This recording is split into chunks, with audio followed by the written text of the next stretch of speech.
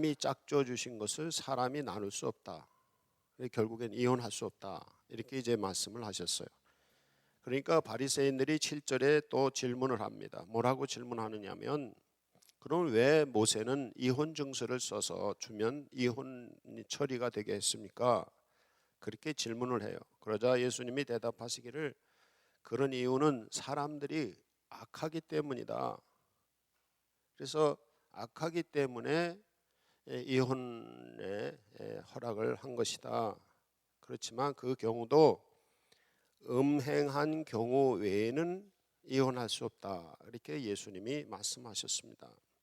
그러니까 그 얘기를 들은 제자들이 10절에서 탄식을 합니다. 그렇다면 이 결혼 생활이 이렇게 어려운 거라면 결혼을 하지 않는 게 좋겠습니다. 이렇게 이제 얘기를 해요. 그러자 예수님께서 타고난 사람만이 혼자 살 수 있다. 이렇게 이제 말씀하시고요.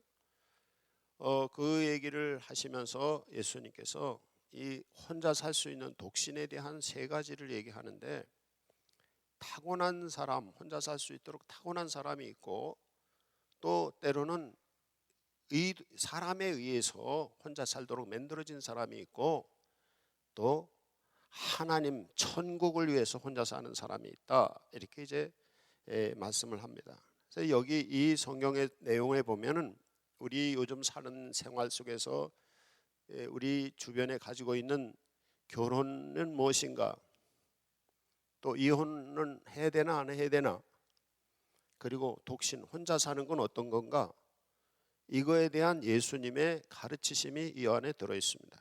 그래서 이것을 오늘은 말씀을 나누도록 하겠습니다.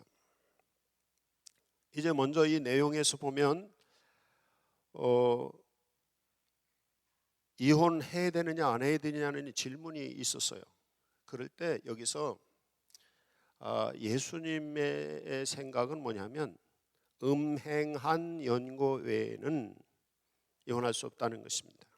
그래서 음행이라는 게 뭐냐, 성적으로, 부부는 성적으로 하나가 되는 것인데, 부인이나 아니면 남편이 그 남편이 싫다, 그리고 다른 사람하고 성적으로 어떻게 됐을 때 이거는 이혼 사유가 된다는 겁니다.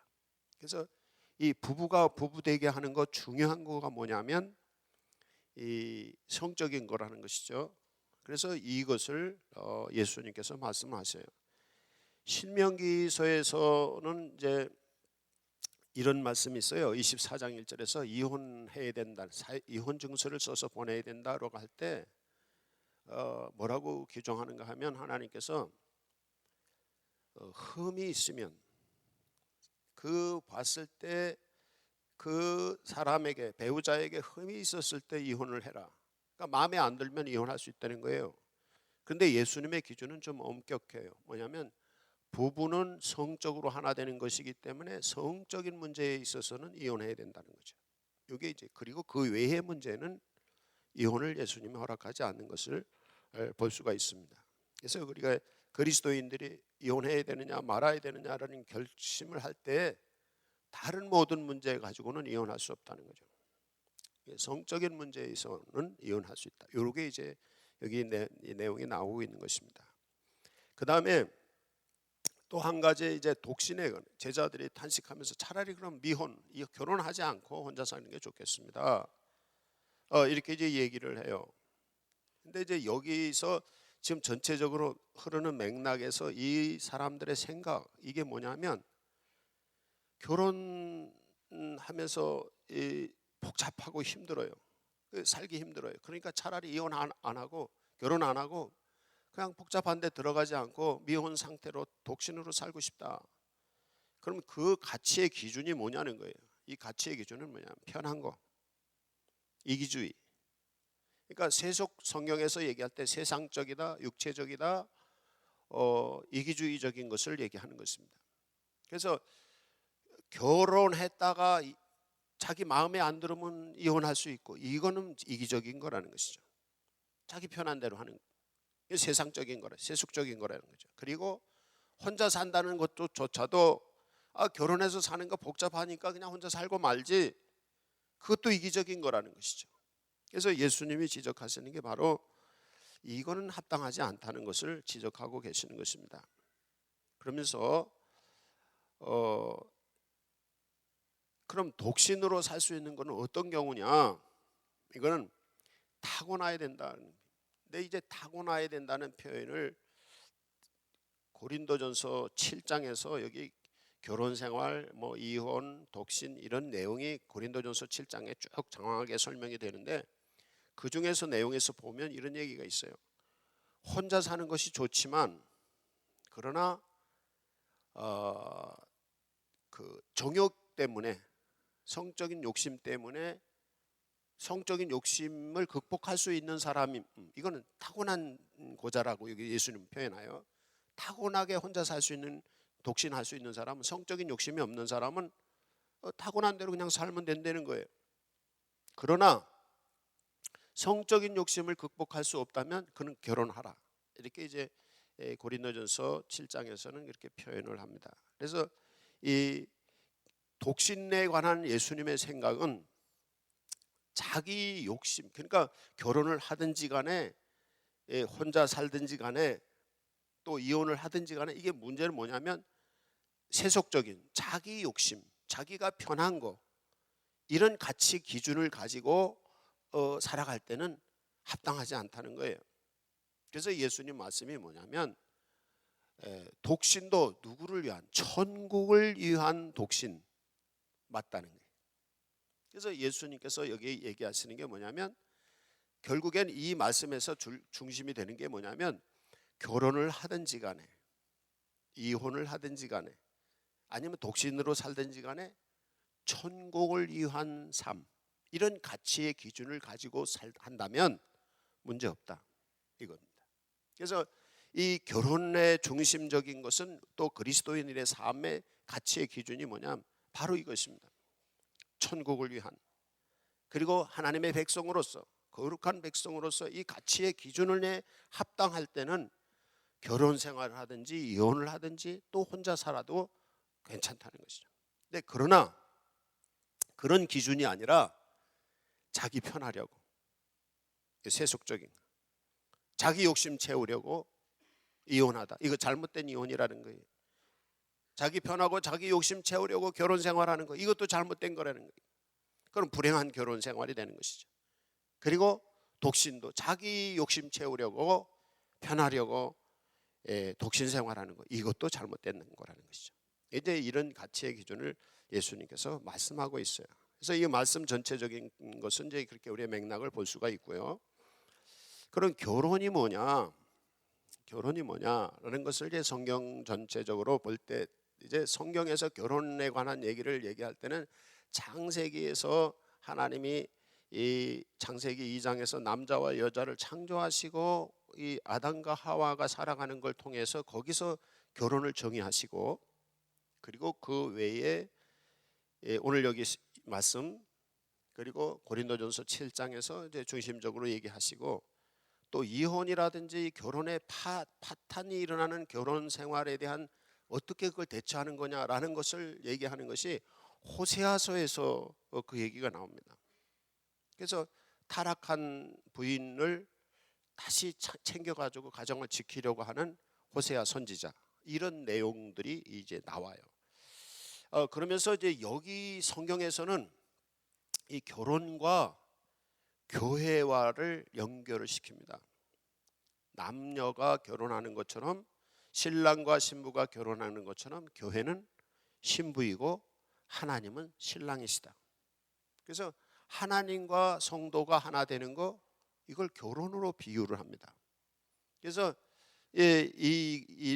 오늘 이 성경을 읽으면서 여러분이 생각할 수 있는 것이 뭐냐면 결혼 생활 그리고 교회 공동체, 하나님과의 관계, 이런 걸 이제 고려하시면 될 것 같습니다. 그러면서 이제 성경에 나와 있는 5가지 결혼이 뭐냐라는 것을 이제 정의를 한다면, 첫째는 결혼은 하나님이 창조하신 것이다. 그래서 하나님이 남자와 여자를 창조하시고 그리고 두 사람을 한 몸으로 되게 하셨다. 그래서 두 번째는 결혼은 한 몸이 되는 것이다. 그래서 결혼을 한다. 이것은 보통 우리가 결혼식 때 가보면 주례사들이 주례를 할 때에 결혼은 신성한 것입니다. 왜 결혼이 신성한 거예요? 근데 결혼식장에 가보면 신성하지가 않아요. 근데 결혼이 왜 신성한지를 우리가 알아야 되는데, 그게 뭐냐면 하나님이 결혼하도록 창조하신 거예요. 그러니까 부부가 되게 하시는 거 하나님이 창조하신 거예요. 그렇기 때문에 신성한 것입니다. 그러니까 우리가 이 결혼은 신성한 것이다 라고 하면서도 이 신성한 결혼이 되지 못하는 이유는 하나님이 우리를 짝지어 주셔서 부부가 되게 하셨다는 사실을 잊어버릴 때에 이 문제가 터지는 것입니다. 근데 이제 여기서 덧붙여지는 이제 오늘 전체적인 줄거리와 맥락과 핵심적인 내용과 관계되는 게 있는데, 그게 뭐냐면 결혼 생활이 원만하지 못하거나 아니면 결혼 생활에 실패하거나 이러는 분들을 볼 때, 아니면 또 결혼을 못 하시는 분들, 이런 분들을 볼 때 이 생각의 차이입니다. 그게 뭐냐 하면, 이게 세속적인 생각인데 보통 일반적으로 사람들은 생각이 뭐냐면 어떤 물건과 물건이 물리적으로 딱 맞냐 틀리냐, 이런 가치관을 가지고 사람과 사이를 맞추려고 그래요. 결혼을 못하는 게, 나하고 딱 맞는 사람이 없어. 그렇죠. 미혼한 남자가 많고 미혼한 여자가 많지만 나하고 딱 맞는 사람이 없어. 근데 그 딱 맞는 사람이 있어요? 세상에 그런 사람이 없어요. 그래서 지금 미혼이 많아지는 거예요. 그리고 이혼을 하는 이유도 뭐냐면 딱 맞추려고 그러는 거예요. 딱 맞는 사람이 없어요. 아니, 같이 살아보시면 오래오래 결혼 생활 하시, 저도 결혼 생활이 지금 35년을 했는데 딱 맞는 게 아니에요, 결혼은. 근데 이 기준이, 이 사람들이 생각할 때 삶은 딱 만들어 놓은 물건, 그러니까 기계들은요, 기계적인 생각을 하는 거예요. 기계들은 수치에 따라서 딱 만들어 놓으면 또 만들어 놓으면 갖다 딱 맞추면 돼요. 근데 사람은 기계가 아니에요. 그래서 결혼을 할 때 딱 맞추려고 해도 안 되는 거예요. 또 안 맞으면 안 맞는 것 때문에 스트레스 받는 거예요. 그래서 결혼이 불행해지는 거예요. 그럼 여기서 오늘 하나님이 창조하신 것이 결혼이다라고 말할 때 이건 창조를 기억을 해야 돼요. 결혼하는 건 운명적인 게 아니에요. 있는 걸 갖다가 딱 맞추는 거, 이건 운명론입니다. 이 인문학적 관점에서 볼 때는 운명론은 만들어진 것을 갖다 딱 맞추는 거예요. 그게 운명론이에요. 타고난 발자가 그렇다 이런 건데, 근데 성경에는 운명론을 믿지 않습니다. 창조론. 창조는 만들어가는 거예요. 하나님이 세상을 창조하셨고 사람을 창조하셨을 뿐 아니라 하나님의 사람들은 삶을 창조해 나가는 거예요. 그거 뭐냐면 부부는 창조되는 것입니다. 결혼은 창조되는 것입니다. 하나님이 우리를 창조하신 것처럼 사람들이 서로와 서로를 한 몸이 되기 위해서 창조하는 작업이 결혼 생활이에요. 그러니까 결혼하는 것뿐 아니라 결혼해서 살아가는 것도 창조를 해야 됩니다. 창조. 창조의 부가적인 다른 표현들이 생산적인 거예요. 생산. 그러니까 창조와 생산, 이게 있을 때 효과가 발휘하는 거잖아요. 근데 이 관념이 없어요. 특히나 요즘 세대들은 뭐냐면 인스턴트에 익숙해 있어요. 기계에 익숙해 있고, 기계는 갖다가 또 조립하면 돼요. 옛날에 우리는요, 무슨 자전거를 타다가 망가지든지 뭘 하다 망가지면 우리가 그걸 고쳐서 썼어요.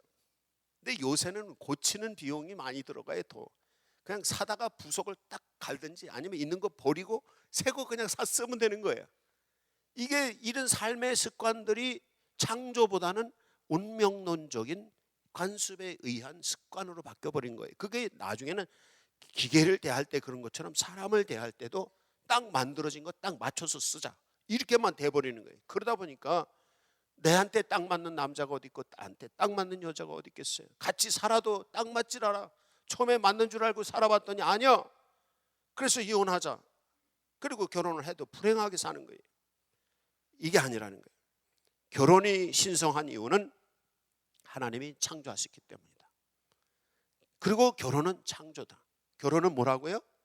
창조예요. 만들어가는 것입니다. 만들어가는 게. 완전한 건 없어요. 그렇지만 만들어가는 것입니다. 그래서 이 부부가 결혼은 신성한 걸 할 때 하나님이 만드신 게 부부이고, 그렇기 때문에 이 결혼은 창조해가는 거다. 이 사고를 가지고 있을 때만이 결혼 생활에 행복해질 수 있고 행복한 삶을 살 수가 있다는 것이죠. 그 다음에 두 번째는 뭐라고 그랬어요? 하나님이 짝지어서 한 몸이 되게 하신 것이다 그랬잖아요. 한 몸. 결혼을 정의한다 그러면 부부는 하나다. 부부는 하나다. 생각도 하나고, 그리고 삶의 방식도 하나고, 이게 하나로 만들어가는 거예요. 그래서 한 몸을 만들어가는 거예요. 이 창조라고 할 때는 중요한 핵심 개념이 뭐냐면, 하나님이 창조하신 거니까 하나님이 주권자가 되시고, 사람들은 하나님의 주권 앞에 순종함을 통해서 창조해 나가는 거예요. 그래서 하나님의 주권자가 되시고, 하나님의 가르치심을 따라서 하나님의 주장하심을 통해서 말씀 안에서 하나가 되어가는 거, 이럴 때 이제 가정이 하나가 되는, 창조가 되는 것이고, 그때 이루어지는 게 뭐냐면 하나가 될 수 있는 것이 하나가 돼. 그래서 두 번째 결혼은 뭐냐면 한 몸이다. 한 몸. 교회를 표현할 때도 성경에서 보면 한 몸이다 이렇게 표현을 해요. 근데 교회가 한 몸이 될 때는 어떻게? 예수님이 교회의 머리가 되실 때만이 한 몸이 될 수가 있어요. 그래서 다 성도들이 나는 예수님의 몸뚱아리고 예수님이 내 머리시다. 그래서 예수님의 주권을 인정할 때만이 한 몸이 될 수가 있어요. 그런 것처럼 부부가 한 몸이 되는 것도 하나님을 주권자로 인정하고 하나님 앞에 나올 때, 그때 생각해야 되는 게 있는데, 그게 뭐냐면 이타적인 마음인 것입니다. 이기적이면은 부부가 한 몸이 될 수가 없어요. 부인은 부인대로 자기 욕심 차리고, 또 남편은 남편대로 자기 욕심 차리고, 또 부인이나 남편은 자기 편한 대로만 하려고 하고, 이러면 한 몸이 될 수가 없어요. 이기적이면은 한 몸이 될 수가 없어요. 그래서 결혼을 한다든지 결혼 생활을 할 때 중요한 가치가 이게 뭐냐면 이타적인 마음.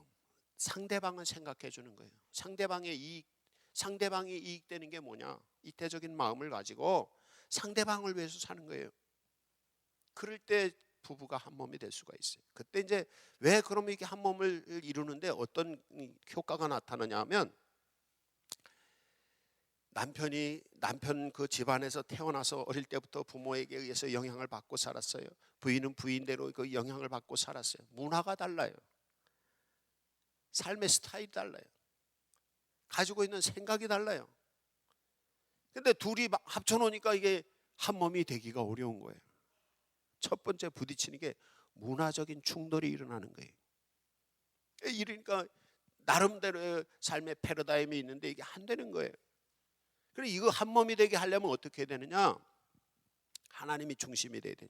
하나님이 주권이 되고, 그 다음에 이 남편이나 아내가 가지고 있는 무슨 어떤 사례, 어떤 문제에 부딪혔을 때 더 나은 게 뭐냐?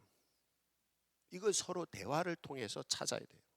그러니까 하나님의 중심에 볼 때, 하나님 중심으로 볼 때 더 나은 게 뭐냐? 이걸 찾는 것이 부부가 하나 되는 아주 중요한 것입니다. 이제 우리 결혼에 대해서 보통 얘기할 때 잘못된 생각들이 있어요. 그게 뭐냐면, 직장 다니는 사람들이 이제 가끔 가정에 무슨 문제가 부딪혔을 때, 초혼한 사람들 문제가 부딪혔을 때 제가 이렇게 얘기를 들어보면, 왜 이렇게 부부 싸움을 했냐 그랬더니 하는 얘기가, 직장에 갔더니 직장 선배들이 초장에 잡아야 된다고 그렇게 얘기를 했다는 거예요. 그래가지고 초장에 부인을 잡는다고 막 강하게 하는 거예요. 또 부인도 자기 친구들한테 그러니까 초장에 잡아야지, 한 번 당하면 그 다음부터는 계속 힘든다고, 그러니까 초장에 잡으라고 했더니, 그래가지고 신혼부부들이 행복하게 살지 못하고 그냥 막 티격태격. 이건 잘못된 결혼에 대한 생각입니다. 초장에 잡아서 되는 게 아니에요. 결혼은 파괴시키는 것입니다. 그게 아니라 어떻게 되냐면, 때로는 성격이 좀 강한 사람이 있어요. 그리고 좀 수동적인 사람이 있고 능동적인 사람이 있어요. 능동적인 사람은 사람을 영향력을 끼치고, 수동적인 사람은 남에게 영향을 받아요. 주로 수동적인 사람이 약해요. 능동적인 사람들이 강해요.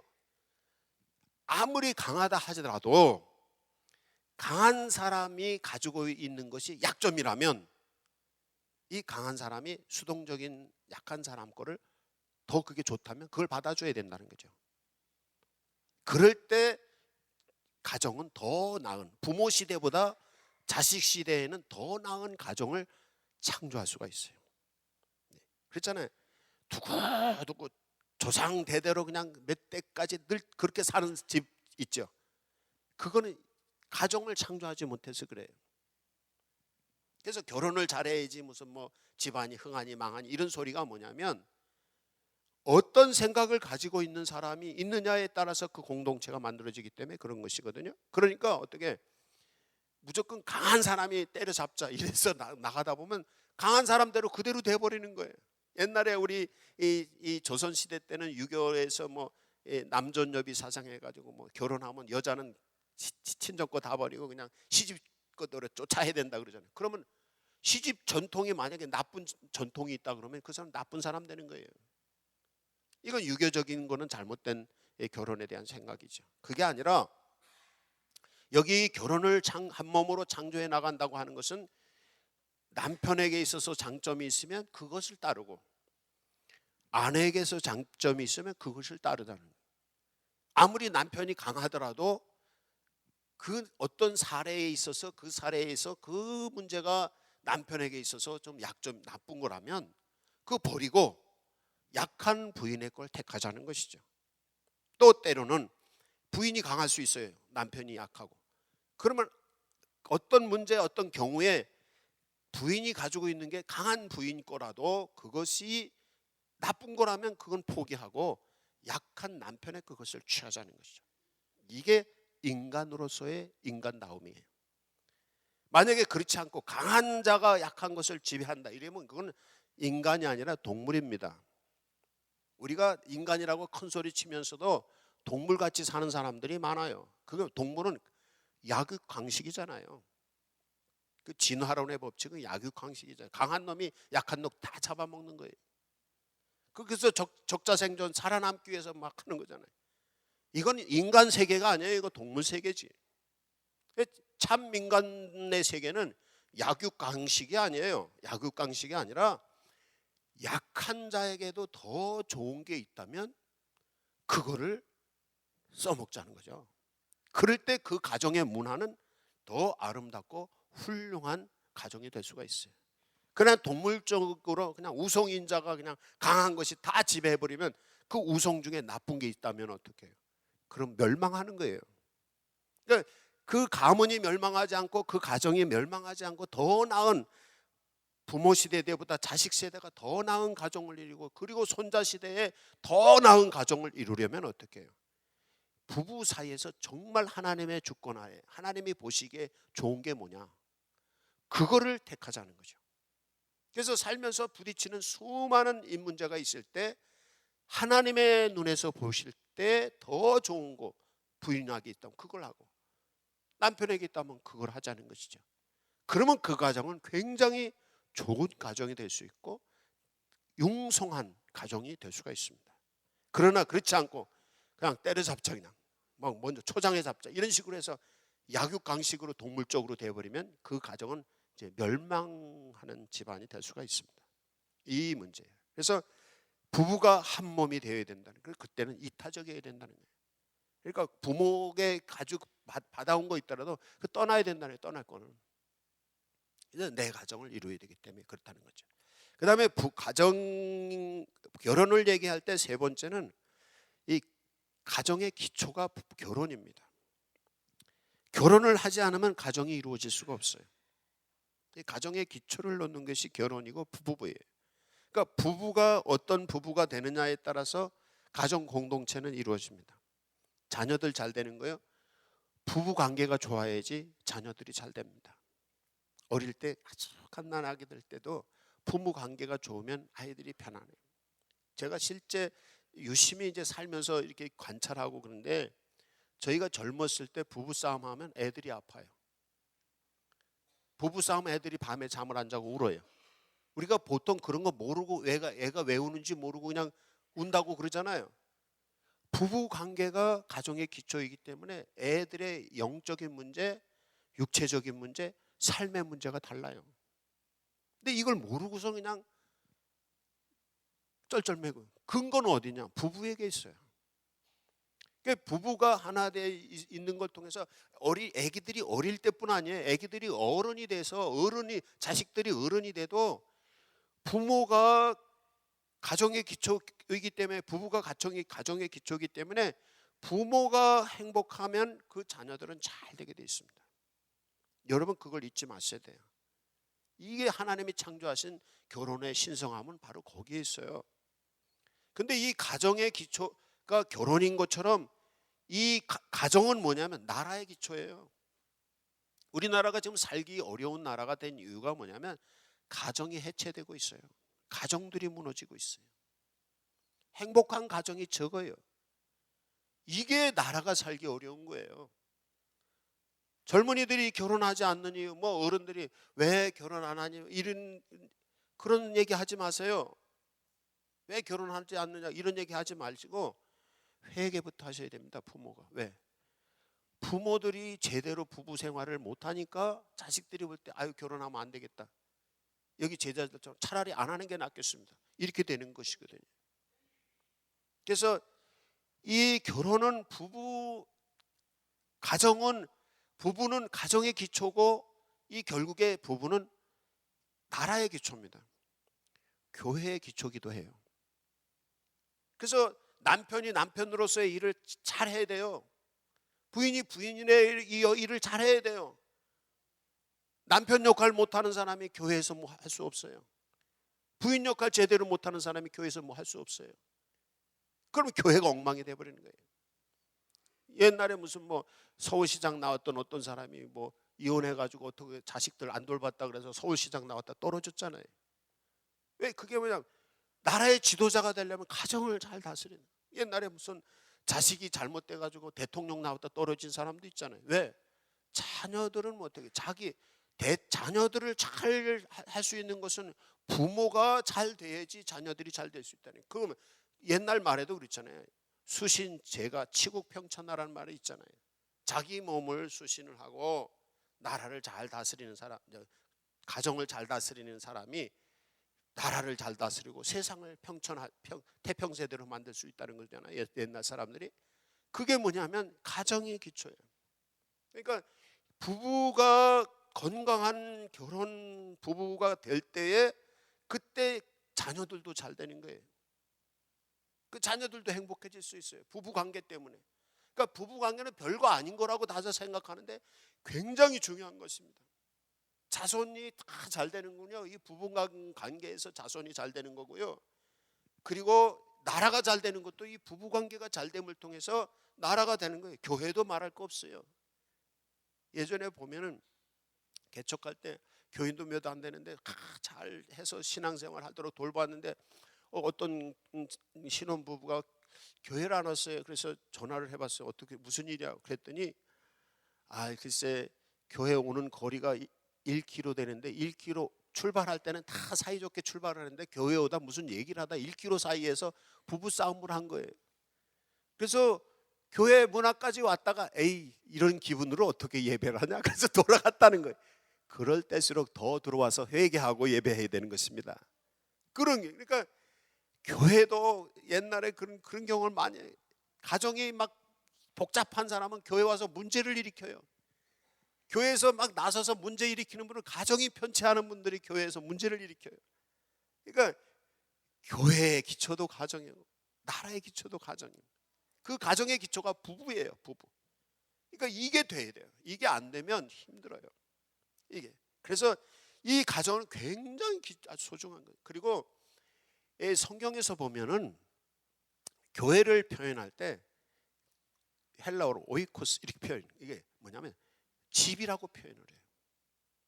실제 중국이라든지 무슨 북한 같은 이런 이슬람교권 이런 데 보면 교회가 뭐냐, 건물 십자가 달고 이런 교회가 없잖아요. 가정에서 숨어서 예배를 하잖아요. 그러니까 이게 뭐냐면 같은 이런 의미가 있어요. 그러니까 가정은 교회예요. 여러분이 여러분의 가정을 교회로 만드셔야 됩니다. 그래서 교회 와서만 찬양하고 이게 아니라 집에서 찬양하고 예배하고 집에서 기도하고. 그래서 그게 어디? 부부에서부터 시작이 되는 것입니다. 부부에서. 이게 될 때에 나라도 잘 되고, 그게 될 때 교회도 교회다워질 수 있는 거지. 교인들 중에, 가정 중에 다 가정이 막 파탄돼 있어요. 그럼 그 교회는 복잡하고 힘든 교회가 되는 거예요. 우리 교회 가정이 다 행복하시기 바랍니다. 소중한 가정을 기억을 하셔야 됩니다. 그러려니까 이타적이어야 돼요. 상대방을 생각해야 되고 공동체를 생각해야 돼요. 옛날 어른들 중에서 내가 그냥 저 못된 같이 사는 이유는 다 자식들 때문에, 내가 가정 때문에 내가 이렇게 살았다, 이런 옛날 어른들 많이 얘기하잖아요. 이게 공동체를 생각하는 중요한 정신입니다. 이타적인 마음. 그럴 때 가정이 되고 나라도 되고 하는 것이지, 자기 편하고 자기 이익만 챙기면 가정도 다 망치고, 가정이 망치면 나라도 다 망치는 것입니다. 이 우리가 꼭 기억해야 될 것이에요. 그래서 하나님은 가정의 기초가 됩니다. 이걸 기억하셔야 되겠고요. 그 다음에 이제 네 번째, 결혼에 대한 성경의 가르침을 보면 상호 보완적인 관계가 결혼입니다. 그러니까 아까 처음에 얘기했죠. 딱 맞는 것 같다 딱 맞히는 게 아니에요. 결혼할 때 좋은 사람 해서 다 좋을 줄 알고 결혼해봤더니 안 좋아. 우리 보통 그 뉴스에 많이 나오는데 큰 부잣집 아들, 또 이쁜 탤런트, 딱 맞을 줄 알았더니 아니야. 이게 아니라는 거예요. 창조되는 거지, 결혼은. 근데 그 창조는 어떻게 해서 창조되냐면 상호 보완, 부족한 것을 상대방이 채워주는 거예요.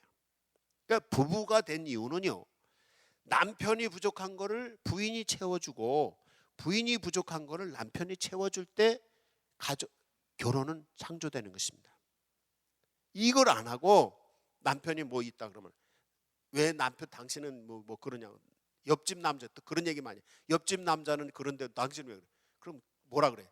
그 남자하고 가서 살으라고 하잖아. 이건 안 되는 거야. 이게 아니에요. 성경적인 결혼은 남편이 부족한 게 있다 그러면 소리 없이 부인이 그것 채워주면 됩니다. 타고나면서 또 습관적으로 그런 사람이 있어요. 못하는 사람이. 그걸 매일 못한다 그러면 어떡하자는 거야. 그 부족한 걸 채워줘야 돼. 이게 상호 보완은, 그러니까 다 단점만 있지 않아요. 사람은 장점도 있고 단점이 있기 때문에 남편이 단점이 있으면 장점도 있어요. 그러면 장점은 하게 하고 단점을 내가 채워주면 되는 거예요. 그리고 또 부인이 그렇다면 부인이 장점 있으면 그 장점을 살리고 이 단점을 채워주면 되는 거예요. 이렇게 되는 것입니다. 이게 그래요. 그리고 이제 부부에 있어서 다섯 번째 성경의 가르침은 뭐냐면 약점을 수용하는 것입니다. 약점들이 있잖아요. 이 부부가 불행해지는 거 뭐냐, 상대방의 약점을 자꾸 콕콕 찔러. 그러면 아프잖아요. 그러니까 결혼이 행복하지 못한 것이. 약점을 받아주고 약점을 용서를 해줘야 됩니다. 약점. 그러니까 상호 보완적이 되려면 봉사를 해야 돼요. 남편이 아내를 위해서 봉사를 하고 아내가 남편을 위해서 봉사 정신이 있어야 돼요. 그리고 약점을 가려주고 약점을 받아들이려면 용서를 해야 됩니다. 그래서 잘못하는 거 있으면 용서해 줘야 돼요. 그래야지 부부가 하나로 창조되고 한 몸이 되지. 매 약점이나 긁어요. 우리나라 말 중에 뭐 긁는다 그래요? 바가지 긁는다 그러잖아요. 이 바가지 긁으면 안 됩니다.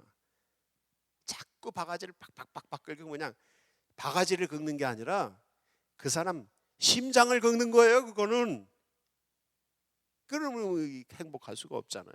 그러니까 약점을 긁는 게 아니라, 찌르는 게 아니라 약점을 가려주고 약점을 어떻게 받아주는 거예요. 그래서 이 사랑하면은요, 못생긴 것도 이쁘게 보여요. 사랑하면요, 못생긴 것도 그렇게 이쁘게 보여요. 그렇게 되는 거예요. 그러니까 사랑하는 마음을 가지고 약점도 받아주는 거예요. 수용하는 거예요. 그리고 부족한 점은 채워주는 거예요. 이게 결혼을 창조해가고 부부를 창조해가는 방법입니다. 이제 그런 생각이 필요합니다. 그래서 여기서 기억해야 될 것, 인생은 다 만들어진 제품이 아니다. 사람은 다 만들어진 제품이 아니다. 어떻게?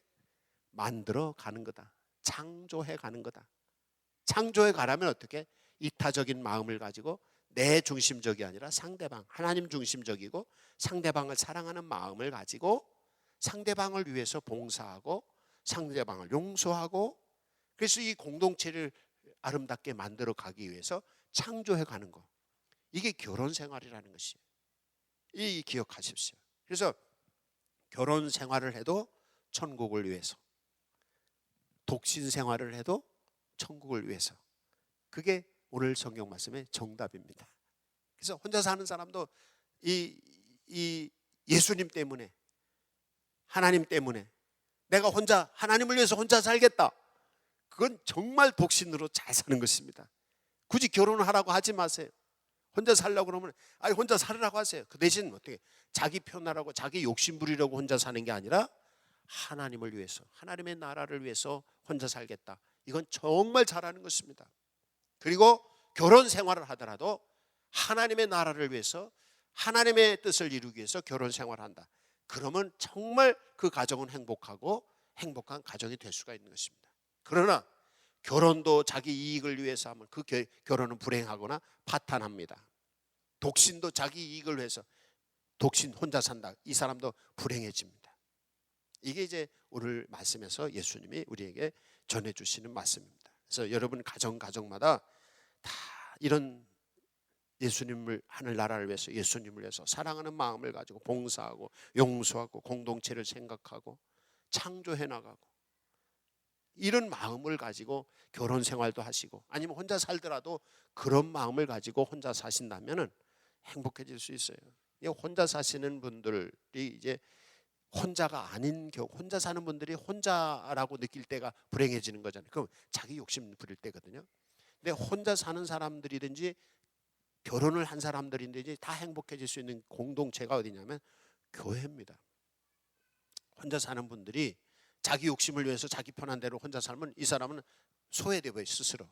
그러나 교회에 나와서 혼자 사는 분들이, 예를 들어서 교회에 어린이들이 있다.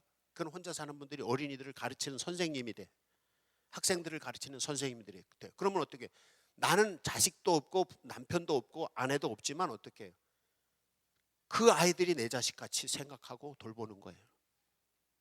그럼 그게 가정이에요. 그러니까 지금 이 새로운 시대가 21세기의 문제가 뭐냐면 가정이 해체되는 거거든요. 사회의 붕괴가 이루어지는 게 가정의 해체거든요. 이 가정의 해체를 대체할 수 있는 가장 중요한 도구가 어디냐면 교회입니다. 그래서 독신주의가 많이 생기는데 그걸 어떻게 할 수 없어요. 지금 사회주의가 그렇게 돼가니까 결혼을 해야 돼요. 그렇지만 그렇게 돼가는 걸 어떻게 해요? 이것을 보완할 수 있는 장치가 뭐냐면 교회입니다. 그래서 혼자 사시는 분들이 천국을 위해서 내가 독신하겠다. 그런 분들은 어떻게? 교회에 와서 이 교회 자녀, 내 자식같이 교회 애들을 돌보는 거예요. 학생들을 돌보는 것도 내 자식같이. 그러니까 교회에서 어르신들이요, 부모 자식들이 없으신 분들도요, 교회에서 이 젊은이들을 내 자식같이 생각해 보세요. 그래, 내 자식같이 생각하고 이렇게 돌봐 보세요. 막 내 자식 같으면 막 다 있는 거 없는 거 다 꺼내서 주고 싶잖아요. 그죠? 내 자식인. 그런 마음으로 교회에서 학생들을, 교회에서 어린이들을 한번, 젊은이들을 여러분이 한번 돌봐 보세요.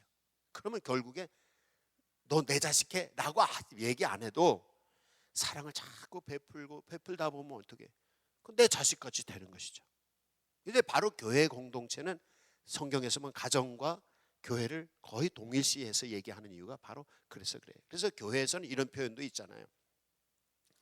형제님, 뭐 자매님, 이런 표현이 있잖아요. 그게 뭐냐면 가족 공동체라고 교회를 생각하기 때문에 그렇습니다. 그래서 하나님을 위해서 독신으로 살기를 원하시는 분들, 교회에서 어른들은 부모같이 대하시고요, 젊은이들은 자식같이 대하시고요, 동료들은 형제같이 대하세요.